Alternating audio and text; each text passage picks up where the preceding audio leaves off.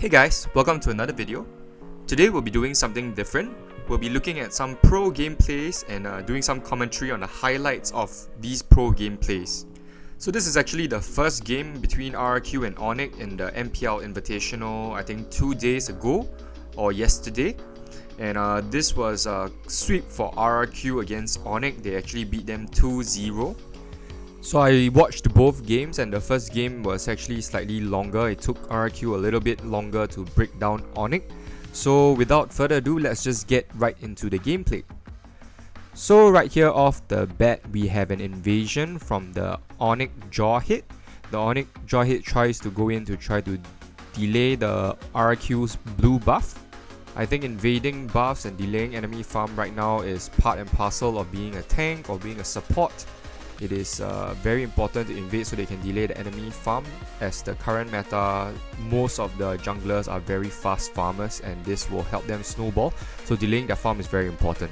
But if you saw properly, you will have seen that they stopped the jaw hit from actually throwing the buff by becoming the actual target itself. So jaw hit will actually prioritize throwing heroes over buffs, so if you want to stop a jaw hit from invading you, that is the one way you can do it. So right here we can see that the Essential is trying to invade the enemy jungle, and just nice he meets up with the Lancelot, and I don't think this is an ideal thing to do because of the fact that his tank and his support is nowhere near him. Additionally, he's up against Lancelot, who's a very good early game damage dealer. Without his items, he can still do a lot of damage, especially when he managed to proc his passive. So here is what every tank should do when your jungler is taking the turtle like Onyx Lancelot is. The Matilda, the tank, is actually the one that is providing vision and blocking the enemies from actually coming to try to steal the turtle. Over here, I feel that the Ruby shouldn't have even gone near the turtle. She doesn't have her ultimate, so she has one less controlling skill. And the fact that his Onyx team is actually nearby, definitely because he's trying to take the turtle. He shouldn't have gone in alone and tried to steal the turtle, so he wasted one death. But of course here it's a 1-for-1 trade. The jaw hit went in to try to delay the farm and got killed. So the second turtle is up, and Onic is doing very basic things that they need to do to secure the turtle, such as providing vision. So they're actually checking the bushes, and obviously it helps them secure the turtle because the jungler knows where the enemies are coming from. And with Lancelot, he's a very good counter attacker. He can dash in and get to the backline very fast, so even if you manage to back off, you are still probably in a losing position. Right over here, the jaw hit constantly tries to delay the RRQ's farm, but he keeps putting himself in very bad positions, I feel. He goes in and his teammates actually don't follow up with his initiations, so they actually lose out in the fight. So as the game drags on, you can actually tell that RRQ is starting to gain a little bit more momentum, and it is definitely a given because of the fact that the team is built for a more late game situation. Esmeralda and Clint deal their damage best when they have items, and Essential itself is quite an early game hero but can also do well in the late game, well, in the mid game actually. So in the late game his damage dies off a little bit, but mid game wise he's still doing quite well. On the contrast, I feel that Onyx lineup is actually more of an early game with the Thamus and the Lancelot jaw hit. The only late game hero that they probably have is a Claude, who is probably still trying to get his farm. I saw that he got Demon Hunter Sword already, but well, he needs more core items in order to deal much more damage, definitely to match up against the tankiness of heroes such as Esmeralda. I feel that for this game, the RRQ and the Onic tanks are both quite poor in terms of their positioning. They keep putting themselves in areas where they will get ganked very easily and their teammates cannot support. With the takedown of Ruby, it leaves Onic free to actually take the Lord because they are currently outnumbering RRQ 5-4. And you can see that the way that all these pro gamers play is that when they are securing objectives such as Lord, their whole team is around to support. It's not just one person pushing at the side or doing it alone. Obviously this differs from situation to situation, but definitely if your jungler is trying to take the objective, you should be around to support, especially if you're nearby. Another thing that we should learn from is basically the fact that once the Lord is out, the entire enemy team should actually try to push beside it, or split push. These are the two situations that you should be doing. You shouldn't be farming a jungle, because this lot is the best time for you to actually push different towers and try to end the game as fast as possible. So with the lot, the entire Onic team is actually nearby to try to push.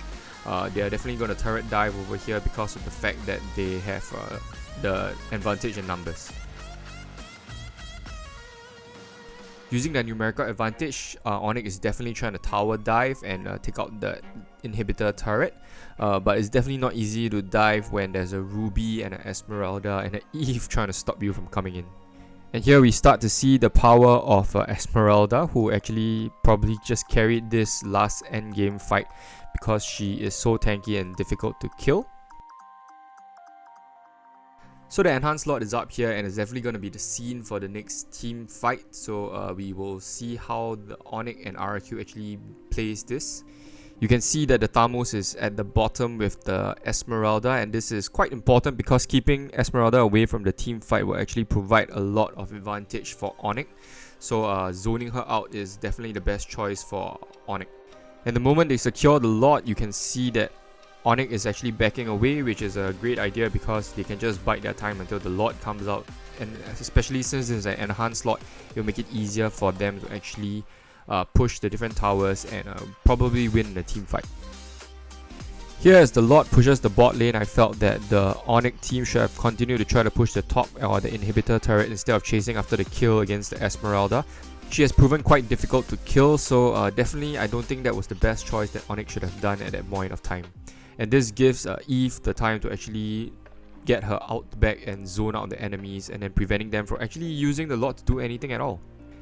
And here the Claude is out of position against one of the best assassins in the game right now. He definitely doesn't stand a chance even if he tries to get away like that. So now it's RRQ with the numerical advantage, and they are doing exactly what Onic did just now, which is to try to take the turret as fast as possible. Esmeralda is obviously split pushing because there's no one to actually stop her from taking down the bottom lane turrets. She can even cut the wave and try to take out the minions so that it allows her own minions to have more time to take down the turret. Don't underestimate late game minions because they're actually really strong and they can kill you and take the tower quite fast if you don't actually defend against them. Over here we can see that Onic tried to go in for the gank on the Esmeralda, but after seeing that the Esmeralda has half her health bar as a shield, I think they decided that best not that they try to enrage this monster over here. A third lot for the game and probably one of the most important team fights in this entire battle. I think it's very important here to see that RRQ, once they saw that almost the whole enemy team is here, they decided to go for the kills instead of going for the lot. And I think that's absolutely the right choice. I've always said that in an objective battle, if you see the enemy team around, don't continue to try to hit the objective unless you're sure you can secure it. Because in this case, RRQ definitely didn't do that, and they tried to go for the kills and managed to get 3 kills here. Will they get a 4th? It's quite difficult to go against stacked and tanky Esmeralda, but with one of the best melters in Claude over here, they might have stood a chance, but the Claude was too low and definitely couldn't get the kill. So over here we see that Onic is actually basically just doing the same strategy that RRQ did just now, which is to gank and try to take out the enemies one by one so that they can have a numerical advantage when taking down the Lord. With that 5-man advantage and the reduction of Ruby's crowd control skills, taking the Lord will become much easier for Onic. And if you can't contest the Lord, then don't force the issue, just stay back and try to defend. Although a 22-minute Lord is actually quite difficult to take down, fast at least. But definitely higher chances of surviving than try to steal this Lord and then losing the entire team and losing the battle itself. So with only 2 inhibitor turrets left, Onic definitely is doing the right thing here. They're trying to split push and take down the remaining inhibitor turrets. The Esmeralda itself is really tanky. She can actually take down the Lord, well, half the Lord by herself and still have full HP. In this kind of situations, it's whoever gets the kill and plays the best, in this case, that probably wins the game, and especially in this kind of late game positions. And Onic is definitely trying to tower dive so that they can finish up that inhibitor turret, but Eve manages to pull out that zoning capability to stop them from doing that.